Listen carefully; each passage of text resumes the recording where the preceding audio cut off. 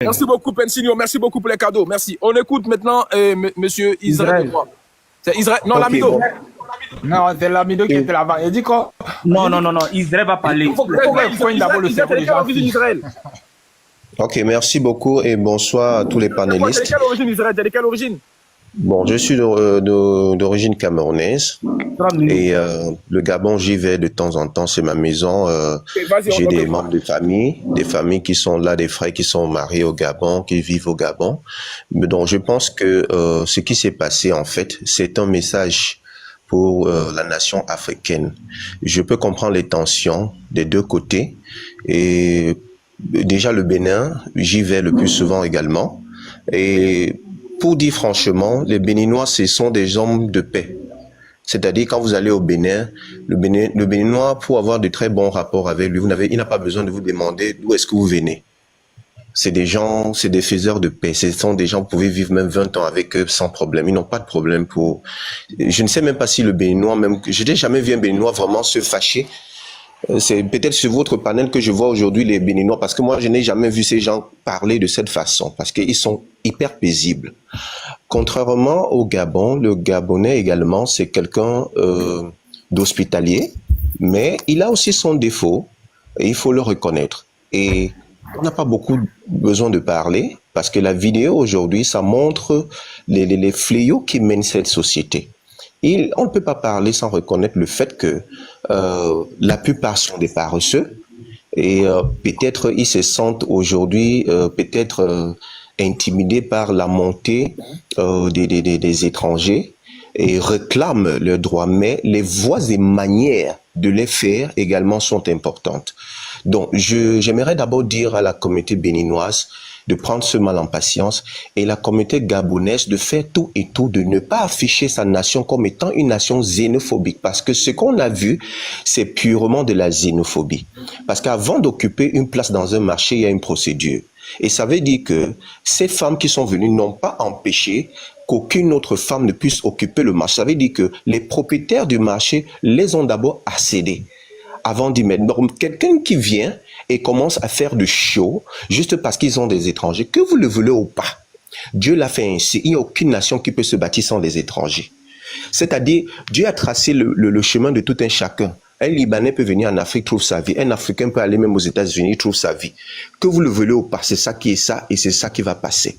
Donc, évitons de vouloir s'aimer la division en disant, oh non, puisque vous êtes étranger. Ça veut dire que si vous voulez créer la division, qu'en est-il de ces Gabonais qui sont mariés aussi à des étrangers? Il y a dans ma famille, personnellement, du Cameroun, j'ai beaucoup des frères ou des sœurs qui sont mariés à des Gabonais. Et par exemple, le Gabon a des très bons rapports avec le Cameroun. Est-ce que ça veut dire qu'ils n'ont pas aussi des mésententes? Il y a des mésententes, mais il y a des limites. Parce que ce que cette dame a fait, elle doit demander pardon. Elle peut avoir raison en voulant que, bon, ses frères ou ses sœurs puissent avoir de la place, mais les voies et manières, la façon dont on doit le faire, on ne doit pas le faire en voulant humilier les autres. Parce que c'est Dieu ce qui a la vie de tout un chacun. Et peut-être Dieu a prévu que non, peut-être telle personne, il ne va pas avoir son pain quotidien final dans son pays, il ira dans un autre pays. C'est comme ça, la terre est définie, que ça vous plaise ou pas. Vous ne pouvez pas vivre sans les étrangers. Merci. Donc, j'aimerais juste dire à ce point, s'il vous plaît, nous sommes les Africains, prenons le mal en patience, essayons d'avoir des échanges constructifs. Peuple gabonais, je sais que c'est pas tous, parce que je connais des Gabonais qui sont très ouverts, compréhensifs et autres. C'est ma famille, j'y vais. Ou présentement, je vous parle, je suis à Libreville, Gabon. Donc, c'est pas tous les Gabonais qui sont là-bas. Mais ceux qui prônent ce genre de mouvement, s'il vous plaît, arrêtez ça. Nous sommes les Africains. Merci. Merci. Ok, Lamido. 3 minutes. Oui, merci, docteur Victor. Merci déjà pour ton intervention. Parce que depuis, on a l'impression que les gens caressent ces gens au sens du poil. Il va falloir que quelqu'un les dise la vérité. Je dis que les Gabonais, on ne va pas généraliser, hein. Bien sûr qu'il y a des gens bien, mais la majorité des Gabonais sont profondément xénophobes. Et ça ne date pas d'aujourd'hui. Parce qu'aujourd'hui, les gens font semblant, peut-être beaucoup viennent de découvrir avec le Bénin, mais nous, on connaît ça depuis nous, on est voisins. On va le mettre au temps, attends. Emma, dis-moi, est-ce qu'il y a un influenceur gabonais qui peut monter pour te soutenir, parce que je pense que tu es seul pour l'instant. Elle est là, c'est Gabonais. On veut des Gabonais Attends, aussi. on veut des Gabonais aussi. Et Emma, tu peux me conduire? Je vais partager. T'es gabonaise, toi? Oui, je suis gabonaise. Il faut un autre Gabonais encore passer. On veut des gros comptes, s'il vous plaît. Voilà, s'il y a des gens qui maîtrisent vraiment le dossier. Voilà, Emma, partage le live à quelqu'un. Après, quand la personne est là, tu me dis. Vas-y, l'amido, remets son temps. 5 minutes, Koro. Il doit taper le cerveau des Gabonais, là. 5 minutes, pardon. On a trop caressé les gens sur le centre du poil pendant longtemps. Il n'y a pas de règlement de compte. Pardon, tu as 3 Non, minutes. il n'y a pas de règlement de compte. Il n'y a que les Béninois et les Gabonais. Attends, il n'y a que les Béninois et les Gabonais. Non. Peut-être toi, tu viens de découvrir grâce à cette vidéo entre les Béninois, mais ça ne date pas d'aujourd'hui. Les scandales au marché où on va humilier les étrangers dans les marchés, nous, on en sait. Ils l'ont déjà fait plusieurs fois. Les Camerounais à qui on a arraché les taxis, qu'on est allé humilier dans les marchés en disant qu'on allait filmer en mettant sur les réseaux sociaux qu'on va vous chasser, c'est déjà arrivé. Ceux qu'on a même attrapé, mettre dans les camions, renvoyer, ça, on l'a déjà fait. Tout le monde le sait, c'est pas nouveau. À un moment, il faut qu'ils arrêtent. Il faut que les Africains, en tout cas, de façon générale, commencent à boycotter ces gens-ci et commencent à les mettre une certaine pression. Ils comprennent aussi que eux aussi, ailleurs, on peut les mettre mal à l'aise. Parce que c'est trop. C'est pas la première fois, c'est pas nouveau. Tout le monde le sait. Je te donne un exemple. Regarde toi-même, quand on dit dans les pays, quand les populations crient au chômage dans des pays normaux, l'État crée la richesse et crée des emplois stables. Bon, franchement, là, qu'est-ce qu'on empêche des étrangers de faire? C'est les ventes ambulantes, les petites restaurations, les coutures, les coiffures, les cordonneries, les petits travaux des chantiers, les petites, franchement, c'est ça qui va changer quoi dans la vie de ces gens. C'est pas vrai. Et pourtant, monsieur docteur vient d'expliquer tout à l'heure, c'est que les Gabonais, on sait qu'il y a Total Energy qui est là depuis 80 ans, hein, qui s'est fait des chiffres d'affaires de plus de 621 millions par an. On a la France qui est là, qui a au moins 26% de part du marché dans les pays. Donc, ce sont les étrangers qui s'enrichissent. Mais sauf que quand ils disent étrangers, eux, ils s'en foutent. Les Norvégiens, les Français, les ceci. Non. Eux, c'est les subsahariens qui veulent mettre mal à l'aise dans les pays. Tu vois? Et pourquoi les petits métiers? Et comme madame disait tout à l'heure, c'est que, en fait, avant, c'est les gens qui ne voulaient pas faire ces métiers-là. Les étrangers venaient, ils faisaient ces métiers-là. Parce que ça, c'est des sous-métiers. Mais maintenant, comme l'État a compris que ils peuvent les manipuler avec ça, mais l'État les dit, au lieu de créer des emplois stables, l'État les dit que non, mais en fait, on va empêcher aux étrangers de faire ces petits métiers de cordonnerie, des machins comme ça. Et ils sont là, les gens qui sont des flemmards, des paresseux, des feignants qui veulent pas travailler, qui ne font rien.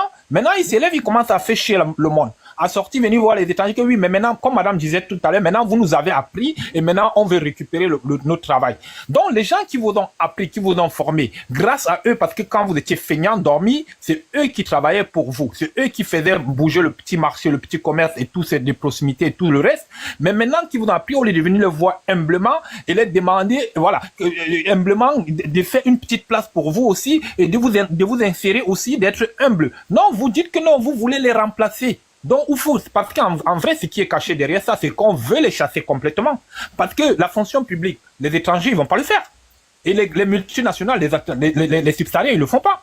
Donc, ces petits subsahariens qui viennent en aventure, qui essaient de s'en sortir, qui payent déjà cher le titre de séjour, qui s'installent, qui gagnent un petit pain aussi, qui font aussi un petit de la famille, c'est ça, on va les empêcher de faire. Ça veut dire qu'on est en train de tout simplement vouloir les chasser. Et croyez-moi, en tant qu'Africain aussi, il est temps aujourd'hui de dire la vérité, parce que peut-être vous ne le savez pas tout à l'heure, monsieur docteur qui était là, il est gabonais, moi je suis camerounais, et je pense que les pays, on est frontaliers, les pays frontaliers connaissent ces gens mieux que vous, et on sait exactement ce qui se passe là-bas, parce qu'on a souvent des gens qu'on connaît qui ont été là-bas. Donc, donc on a réussi, et ça ne date pas d'aujourd'hui, c'est qu'on a fait croire beaucoup des Gabonais depuis l'époque, depuis les années 90, on a fait croire beaucoup qu'en fait, vous êtes l'Eldorado, tout le monde rêve de venir, vous êtes mieux, ceci, cela, et ils se sont endormis, ils n'ont pas bossé. Donc, tout le monde qui va faire des études s'attend à ce qu'il a travaillé en tant que... Oui, tout le monde qui va faire des études cherche la fonction publique. Et maintenant que la fonction publique ne donne pas de l'emploi, maintenant il se rabat dans les métiers qu'il avait abandonnés, il n'en voulait pas. Et aujourd'hui, on est d'être... Voilà, désolé, pardon. Il faut se stop d'abord. Voilà, tu aurais un temps de parole. On va écouter. Attends, Excellence, tu es de quelle origine? Excellence Habib. Excellence, tu es de quelle origine? Excellence. Il n'a pas bon réseau, Corollaire. Il est en rouge. Pourtant, c'est un gros compte, tu vois. Allô? Tu es de quelle origine? Je suis béninois. Ok, bah, attends d'abord. Ok, on va écouter Mikauta. Mikauta. Bonsoir, Corollaire. Bonsoir. Bonjour. Bonsoir, ok. J'aimerais dire bonsoir à tout le monde sur ce Les gars, s'il vous plaît, alors faites-moi les 800 000 tapotages. Je débloque les commentaires à 800 000 tapotages. J'aimerais dire bonsoir à ce panel. Et puis, je ne suis pas là pour me justifier par rapport aux lois et décisions que mon gouvernement prend. Parce que chaque gouvernement prend des décisions. Et puis, je ne m'oppose pas à ces décisions-là. D'accord? Donc, si le Gabon est xénophobe parce que le Gabon prend des décisions visant à protéger sa population, sa nation, c'est-à-dire que toute l'Afrique, alors, nous sommes xénophobes. Toute l'Afrique, nous sommes xénophobes. Alors, si on va dans la règle de l'art et on commence à raconter et on commence à prendre toutes les nations qui interdisent. Par exemple, on va parler des Camerounais qui sont là. Ils n'acceptent pas la deuxième nationalité dans leur pays. Impossible. L'ancien ministre camerounais, qu'est-ce qu'il avait dit à la télévision? On a des vidéos. Il avait dit, normalement, les étrangers ne doivent pas travailler au Cameroun. Alors, le Cameroun est un pays xénophobe. Point. Nous allons du côté du Sénégal. Le Sénégal qui interdit, qui demande que c'est dans les grandes entreprises, 90% des populations, des travailleurs de cette entreprise soient sénégalais. Donc, le Sénégal est xénophobe. OK.